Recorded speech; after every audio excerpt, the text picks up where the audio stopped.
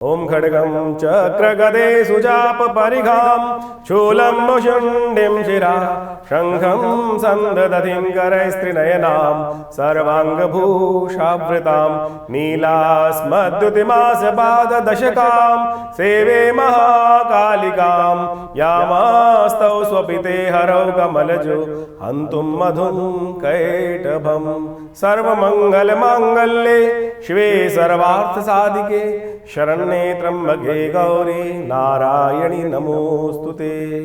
नमस्कार, स्वागत है आपका आचार्यवाणी में। मैं आचार्य डॉक्टर विक्रमादित्य आपके साथ हूं और आज का विषय हमारा है तुला राशि। तुला राशि वालों के लिए ग्रह नक्षत्रों का योग किस प्रकार का बन रहा है। 4 तारीख मंगलवार का अवसर, सप्तमी तिथि है, भानु सप्तमी का योग है, सूर्य का जन्म दिवस है। इस दिन बृहस्पति महाराज परिवर्तन की तरफ जा रहे हैं और जैसा हमने कहा था कि वो दिशा परिवर्तन करेंगे, वक्री से मार्गी होने जा रहे हैं पूरे 4 महीने बाद, और 4 महीने से बहुत तेज गति से आगे बढ़ने के योग बनाएंगे। कई रुके हुए कार्यों को गति प्रदान करने के योग बनते दिखाई देंगे ऐसे में। और साथ साथ इस दिन ग्रह नक्षत्र परिवर्तन की तरफ एनर्जी भी अच्छी होती दिखाई दे रही है। चंद्रमा परिवर्तित हो चुके हैं और ये सारे के सारे आपको मोटिवेट करेंगे सही दिशा को पकड़ने के लिए। अब आपको पूरी तरह से चलने की ज़रूरत दिखाई देती है। ऐसे में पूरी तरह से चलें, मंगल को थोड़ी शक्ति दीजिए क्योंकि मंगल अभी भी वक्री चल रहे हैं। हमने इस शुभ तिथि में गुप्त नवरात्रि के अवसर पर उसका भी यज्ञ चल रहा है। हमने सुंदरकांड का पाठ भी आश्रम पे रखा हुआ है, तो आप विवेकानंद योगाश्रम दिल्ली में यमुना पार में अवश्य भाग ले सकते हैं। उसका इन्विटेशन आपको हम अभी से दे रहे हैं। कोशिश ये करें, सुंदरकांड का पाठ भी होगा, गुप्त नवरात्रि का यज्ञ भी रहेगा और साथ साथ इस शुभ तिथि में जो योग बन रहा है भानु सप्तमी, सूर्य का जन्म दिवस, सूर्य को जल अवश्य अर्घ दें। देखिए आपकी राशि के दृष्टिकोण से सूर्य महाराज जहाँ इस वक्त स्थित हैं आपकी राशि के दृष्टिकोण से, वो कहीं ना कहीं शारीरिक दृष्टिकोण से थोड़ा सा मकान के दृष्टिकोण से, घर मकान में थोड़ा अधिक खर्चा करने के योग बना रहे हैं, तो आपके सुख में कहीं ना कहीं थोड़ा कष्ट देने के योग बनते दिखाई दे रहे हैं गोचर के दृष्टिकोण से। इसलिए सूर्य के जन्म दिवस पर उनको अर्घ दीजिए, गेहूँ का दान कीजिए, घी का दान कीजिए, तो ये सब चीज़ें कर आप लाभ ले सकते हैं। बात कर लेते हैं 5 तारीख बुधवार का अवसर, अष्टमी तिथि है और गुप्त नवरात्रि की अष्टमी का योग बन रहा है और ये योग भगवती कृपा प्राप्त करने के लिए अच्छा है। शास्त्र में कहा गया है गुह्यम गुह्यम प्रत्नेन, जो भी कार्य करें भक्ति भाव करें, उसका प्रदर्शन ना करें, चुपचाप भगवती के निमित्त आराधना करने का प्रयास करें। गुप्त नवरात्रि की महाअष्टमी कहा जाता है कि समस्त कष्टों को निवृत्त करने के लिए इस दिन विशेष तौर पर पंचमकारों की जो आहुति भगवती दुर्गा को अर्पित करता है, उनके समस्त जीवन के दोष दूर हो जाते हैं। तो ऐसे में माँ भगवती दुर्गा के मंदिर में जाकर उनको खीर से उनके निमित्त यज्ञ करने का प्रयास कीजिए, आपके लिए अच्छा रहेगा। कष्टों को निवृत्त करने वाले योग अवश्य बनते दिखाई देंगे। 6 तारीख की यदि हम बात करें, उस दिन बृहस्पतिवार का अवसर है और 9वीं तिथि विद्यमान है। साथ साथ चंद्रमा उच्च के होने जा रहे हैं, बृहस्पति के साथ विराजमान होने जा रहे हैं।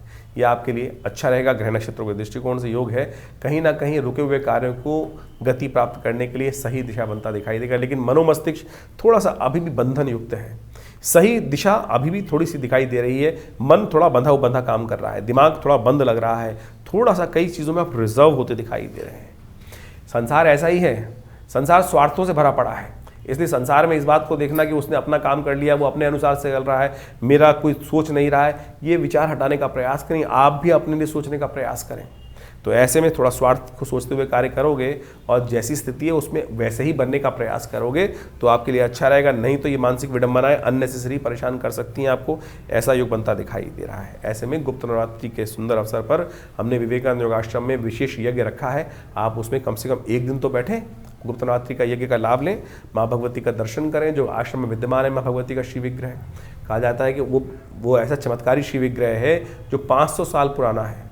हमारे आश्रम पे ही 1947 में भगवती का प्रतिष्ठा की गई, जो मुल्तान से आया। पाकिस्तान में मुल्तान क्षेत्र था, वहाँ से एक व्यक्ति उस मूर्ति को ट्रंक में बंद करके लाया 1947 में और वो आश्रम में प्रतिष्ठित है। उनका दर्शन इस गुप्त नवरात्रि के अवसर पर कीजिए, मनोकामना सिद्धि के योग बनेंगे, कष्ट दूर हो जाएंगे। बात कर लेंगे 7 तारीख की शुक्रवार का अवसर, 10वीं तिथि विद्यमान है और जो बुध महाराज सूर्य के साथ चलते हुए चतुर्थ भाव में थोड़े से कमजोर चल रहे हैं, उनमें भी शक्ति आने का योग बनता दिखाई दे रहा है। वो भी थोड़े शक्ति से परिपूर्ण होते क्यों? क्योंकि धनिष्ठा नक्षत्र में प्रवेश कर रहे हैं, मंगल के नक्षत्र में प्रवेश कर रहे हैं और बुध थोड़ा सा उसमें एनर्जी गेन कर लेगा सूर्य के साथ चलते हुए भी, क्योंकि बुध सूर्य के बिल्कुल सन्निकट है। और ऐसे में जो चीज़ें हैं, आपको लग रहा है कि सब कुछ होते हुए भी मैं चीज़ों को मैनेज नहीं कर पा रहा हूँ, वो धीरे धीरे शक्ति गेन करने का अवसर मिलेगा। ऐसे में बुद्ध का मंत्र का जप करें, वो अच्छा रहेगा आपके लिए। यदि हम बात करें 8 तारीख शनिवार की एकादशी तिथि है, जया एकादशी का योग बन रहा है। पद्म पुराण के अनुसार से इस जया एकादशी का बहुत महत्व कहा गया है। कहा गया है कि तमाम किस्म की नेगेटिव एनर्जी, पिशाच, प्रेत, बाधा, इन सब से मुक्ति देने के लिए भी ये तिथि बड़ी अच्छी मानी जाती है। इस दिन भगवान विष्णु का पुरुष सूक्त के द्वारा पूजन किया जाए, उनका अभिषेक किया जाए, चरणामृत ग्रहण किया जाए, और जो ऐसी अवसाद से ग्रसित बीमारियों से लोग हैं उनको उस चरणामृत को ग्रहण कराया जाए। थोड़ा तिल ले लीजिए, थोड़ा चावल, थोड़ा सा गंगा जल लीजिए, पंचामृत बनाइए, और उसके बाद भगवान को उससे अभिषेक करें, पूजन करें पूर्ण विधि के अनुसार से, और यज्ञ इत्यादि कर भैरव जी के मंत्र का साथ उच्चारण करते हुए यदि प्रयोग किया जाए तो कहा जाता है पिशाच बाधा से भी इस दिन मुक्ति प्राप्ति के योग बन जाते हैं। ग्रह नक्षत्रों के दृष्टिकोण से ग्रह परिवर्तन की तरफ जा रहे हैं, और ये परिवर्तन आपके लिए मंगल के साथ चंद्रमा युक्त होकर नवम भाव में, भाग्य में जाकर आपके जीवन में सरलता उदय करते दिखाई देगा, और ये आपके लिए अच्छा योग बन रहा है। लेकिन ध्यान रखिएगा, हर शाख पे उल्लू बैठा है, कहीं ना कहीं आपको परेशान करने के लिए योग बनाने वाले लोग, कहीं ना कहीं शत्रु जो है वो आप पर विजय प्राप्त करने का योग देखता दिखाई दे रहा है, कहीं ना कहीं डंक मार सकता है। इसलिए थोड़ा चतुर बुद्धि से कार्य करने की ज़रूरत है। कहीं ना कहीं जो बदलते हुए ग्रह हैं वो कहीं परेशानी में फंसा सकते हैं, और आप सरलता से समझते हुए भी बातों में आ जाएंगे और फंस जाएंगे। ये 2-3 दिन थोड़ा सावधान रहते हुए कार्य कीजिएगा। 9 तारीख रविवार का अवसर, द्वादशी तिथि, और इस दिन ग्रह नक्षत्रों के दृष्टिकोण से यदि हम बात करें आपके लिए ग्रह अनुकूल है। धर्म में इच्छा जागती दिखाई देगी, धर्म कार्य करते दिखाई देंगे, और धर्म से कहीं ना कहीं रक्षा होने का योग भी बनता दिखाई दे रहा है। भीष्म द्वादशी है, तिल द्वादशी है। इस दिन शास्त्र के अनुसार से हमें पितरों के निमित्त तर्पण करना चाहिए। कई बार क्या होता है कि हमारे जीवन में जो कष्ट होते हैं वो कहीं ना कहीं पितृ बाधा के कारण भी होते हैं। तो कम से कम हमने विवेकानंद योगाश्रम में इस भीष्म द्वादशी के दिन, तिल द्वादशी के दिन विशेष तौर पर यज्ञ रखा है पितृ निवृत्ति के लिए। पितरों के कष्ट से तर्पण इत्यादि कर उनके यज्ञ गायत्री का एक कर पितृ ऋण से निवृत्ति के लिए सुंदर कार्य किया है। आप भी इसमें सम्मिलित हो सकते हैं। अपने नाम गोत्र को आश्रम पे भेज दीजिए व्हाट्सएप के माध्यम से, अवश्य आपको उसकी सूचना हम भेजेंगे और संपूर्ण विधि का भी ज्ञान आपको दे देंगे। 10 तारीख का दिन सोमवार का अवसर, त्रयोदशी तिथि है, और ग्रह परिवर्तन की तरफ जा रहे हैं, और ये आपकी सफलता की तरफ ले जाते दिखाई दे रहे हैं। जो सुबह आपके लिए अच्छी एनर्जी से युक्त रहेगी, और आगे बढ़ते बढ़ते धीरे धीरे कार्य आपकी मेहनत से भागिएगा मत। ये योग ऐसा है कि इसमें जितनी मेहनत करोगे, जितना कार्य करोगे, जितना नमक डालोगे, जितनी चीनी डालोगे, उतना ही मीठा होगा, उतना ही स्वाद आएगा। ज़्यादा डाल दोगे तो फंस जाओगे। ध्यान रखना कि इसलिए जितनी मेहनत करोगे उतना लाभ प्राप्ति के योग अवश्य बनता दिखाई दे रहा है। सोम प्रदोष है, और ऐसे में भगवान शंकर का पूजन करें, भगवान शंकर को बिलपत्र अर्पित करें, कष्ट से निवृत्ति के योग बनेंगे। तो ये राशियों का भविष्यफल आपने जाना। आपकी राशि के दृष्टिकोण से क्या कुछ प्रभाव इन दिनों जब फरवरी के आरंभ काल में आपके जीवन में पड़ने वाला है उसको आपने समझा। देखिए, ये समय समय के अनुसार से विभिन्न ग्रहों का जो परिवर्तन होता है, जैसे इस फरवरी के आरंभ काल में आपने भी समझने का प्रयास किया, समझा भी कि बृहस्पति महाराज परिवर्तन कर जो वक्री चल रहे थे पिछले 4 महीनों से, अक्टूबर के महीने से वो मार्गी हो रहे हैं, और आपकी राशि के अनुसार से उन्होंने जो विशेष प्रभाव आपके जीवन में उत्पन्न किया है वो आपने समझा। आप समझ लीजिए, बृहस्पति का ये परिवर्तन सबसे महत्वपूर्ण परिवर्तन होता है। हर वर्ष में एक बार बृहस्पति राशि परिवर्तन करते हैं, लेकिन वर्ष में एक बार बृहस्पति वक्री भी होते हैं, और जी 4 महीने के वक्रित्व के बाद पुनः मार्गी होकर अभी आने वाले करीब जो मई के मध्य तक अब सीधी गति से चलेंगे। ये आपके भविष्य में आपकी राशि के दृष्टिकोण से आपके जीवन में महत्वपूर्ण परिवर्तन लाने का योग बना रहे हैं। इसके साथ साथ हमको ये भी समझना चाहिए कि जो जन्मपत्री का प्रभाव है उसके कई आयाम हैं। ये जन्मपत्री के दृष्टिकोण से हमें एक एक बात समझने का प्रयास करना चाहिए कि हम राशि को, बहुत सारे लोगों के मन में कई बार प्रश्न उठ जाता है, तो राशि तो बहुत सारे लोगों की होगी। बिल्कुल ठीक बात है, राशि तो बहुत सारे लोगों की हो सकती है, लेकिन आपकी जन्मपत्री के साथ, आपके दशाओं के साथ, आपके ग्रहों के योग के साथ उस गोचर के प्रभाव को जब मिलाकर देखा जाता है, तब वो जीवन में भाग्य के जो योग बन रहे होते हैं वो समझ में आ जाते हैं कि हमारे लिए आने वाला समय सही है या नहीं है। लेकिन राशि के दृष्टिकोण से जो हमने आपके समक्ष भाव उपस्थित किया वो भी बहुत ब्रॉडर स्पेक्ट्रम के तौर पर बता सकता है। यदि इंडिविजुअल रूप से हर व्यक्ति के बारे में सही रूप से जानने का हम प्रयास करें तो वो भी बड़ा संभव है कि जन्मपत्री को विशेष रूप से अध्ययन कर बहुत सारे ग्रहों के योग को देखकर आपकी जन्मपत्री में कौन से प्रकार के योग बने हुए हैं। देखिए, जन्मपत्री में हजारों प्रकार के योग हैं। हर ऋषियों ने, जो ज्योतिष के अंतर्गत भी बहुत सारे अनन्य जो ग्रंथ हैं, इतने अनंत ग्रंथ लिखे गए हैं, और हर ज्योतिषी ने, हर ऋषि ने, हर आचार्य ने अपने अपने उस विज्ञान को, अपने उस अनुभव को उन शास्त्रों में इंगित किया है, विभिन्न योगों का वर्णन किया है। जैसे कालसर्प योग इत्यादि, राजयोग इत्यादि, दरिद्र योग इत्यादि, विभिन्न प्रकार के किमुद्रम योग इत्यादि, इन सब का प्रभाव क्या पड़ रहा है, कब पड़ने वाला है। अब किसी व्यक्ति की कुंडली में राजयोग है, लेकिन वो कब फलीभूत होगा, कौन से योग हैं जो उन राजयोगों को काट रहे हैं। देखिए, आप कंप्यूटर से जन्मपत्री कई बार निकालते हैं तो उसके अंदर बहुत सारी डिटेल लिख के आती है कि इस प्रकार का राजयोग है, इस प्रकार का राजयोग है, इस प्रकार का राजयोग है, लेकिन उसके साथ साथ कुछ अशुभ योग भी होते हैं। उन प्लस माइनस कर उन चीज़ों को अध्ययन करने की आवश्यकता है। फिर दशाएं कौन सी चल रही हैं, दशाओं के अंतर्गत जिसकी दशा चल रही है उससे वो दशेश जो है वो कहाँ बैठा है, किस प्रकार के योग बना रहा है।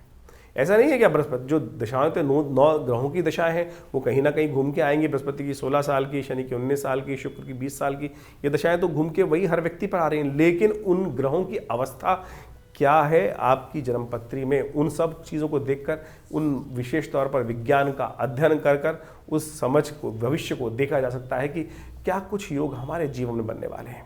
हम लोग व्यवसाय कर लेते हैं बहुत सारे, क्या वो व्यवसाय हमारे लिए उपयुक्त है? हर व्यक्ति के लिए हर लाइन उपयुक्त नहीं होती है, इस बात को हमें समझना चाहिए। क्या होता था, जाना था हमको किसी और दिशा में जो सफलता मिलनी थी, लेकिन हम जा रहे हैं उल्टी दिशा में, और फिर जीवन पर्यंत घूम घाम के अंत में भटकते हुए आते हैं सही दिशा में, और जीवन निकल जाता है बहुत लंबा, और फिर पता चलता है अरे पहले से ही इस दिशा में इस कार्य को कर लेते तो बहुत सुंदर हो जाता। ये विषय जन्मपत्री का है। बाल्यकाल में ही जब हम जन्मपत्री देखते हैं ज्योतिषीगण, तो बच्चे को बताते हैं, माता पिता को बताते हैं कि इसको इस दिशा में डालना। गौतम बुद्ध की कथा आपने सुनी होगी। गौतम बुद्ध के संबंध में जब ज्योतिषी गणों ने उनकी जन्मपत्री को देखा तो बताया उनके पिता को कि ये बच्चा सन्यासी बन सकता है। पिता ने लाख प्रयास किया कि बच्चे को उस तरफ ना डाला जाए, बांध के रख दिया गया बिल्कुल। जो ऐसे किसी व्यक्ति को, साधु व्यक्ति को उनके जीवन में लाने का प्रयास ही नहीं किया गया, लेकिन फिर भी जब काल आया, समय आया, वो व्यक्ति बदल गया। तो इसी प्रकार से आपके जीवन में कौन से योग हैं, किस प्रकार से आपको लाभ प्राप्ति के योग बनने हैं, कब आपको सफलता प्राप्त करने के योग बनने हैं, वो यदि आप समझ लें आपकी जन्मपत्री के अनुसार से, तो आप अपने जीवन में परिवर्तन का मार्ग बहुत जल्दी से प्राप्त कर सकते हैं। नहीं तो भटकते रहेंगे। देखिए, सुर दुर्लभ मानुष तन पावा, 84 लाख योनियों में भटकने के बाद एक मनुष्य जन्म को प्राप्त किया है। और फिर इसमें भी यदि अज्ञानता से कार्य करेंगे तो अज्ञानता से कार्य करने से क्या होगा कि वो जीवन में सफलता नहीं मिल पाएगी। अज्ञानता को दूर करें, ज्योतिष विज्ञान का विषय है।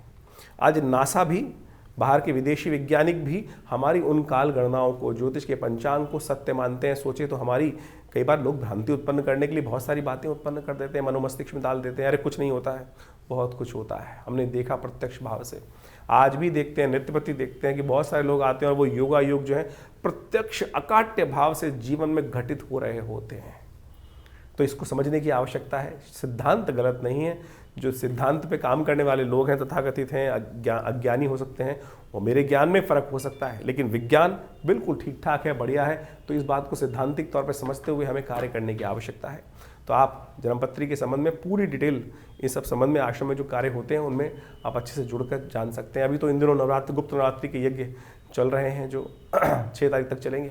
आप उनमें भी, उन नवरात्रों में भी भाग लेकर अपने जो ग्रह गणनाओं के अनुसार से उपाय करने का प्रयास करते हैं। देखिए, एक बात समझें, हम ग्रहों के उपाय करने की तरफ जाते हैं, उपाय बड़े टोटकों में फंस जाते हैं। उपाय तो परमात्मा का स्मरण ही है। हम रविवार को आश्रम पे बहुत बड़ा विशाल यज्ञ करते हैं, समय समय पर सुंदरकांड, अनेक प्रकार के भजन कथाओं का आयोजन होता ही रहता है। निवारण वही है। हम छोटे छोटे टोटकों में या कुछ नगों में फंस जाते हैं और उनको निवारण करने की तरफ जाते हैं। भारतीय संस्कृति में सबसे श्रेष्ठ कार्य कहा गया यज्ञो वही श्रेष्ठतम कर्म। और हमारे आश्रम पे नित्यपति करीब पिछले 60 सालों से नित्यपति 8 घंटे यज्ञ चलता ही है। और हर रविवार को उस आश्रम में होने वाले उन यज्ञों में आप स्वयं भाग ले सकते हैं और हमारी तरफ से कोई शुल्क नहीं लगता उन यज्ञ इत्यादि में भाग लेने के लिए। नवरात्र का यज्ञ रहेगा, उसमें भी आप स्वयं आके बैठें। और अभी शिवरात्रि का कार्यक्रम बहुत बड़ा आने वाला है और उन सब में भी विभिन्न प्रकार के कार्यक्रम समय समय पर रहेंगे। तो आश्रम के साथ जुड़कर आप बहुत सारे अपने प्रश्नों का निवारण भी कर सकते हैं। हाँ, आपको कोई प्रश्न करना है और आपको लग रहा है फ़ोन नहीं मिल रहा है तो चिंता ना करें, इन नंबर्स पर आप व्हाट्सअप भेज सकते हैं, अपने प्रश्न को लिख के भेज सकते हैं। बहुत सारे लोग भेज रहे हैं और उनको समय के अनुसार से अवश्य जवाब भी देने का प्रयास करते हैं। तो आप भी इन नंबर्स को नोट कर लीजिए, अपने प्रश्नों को इन व्हाट्सअप के माध्यम से भी भेज सकते हैं हमारे पास। हम अवश्य प्रयास करेंगे जल्दी जल्दी आपके प्रश्नों का समाधान आप तक पहुँचाएँ।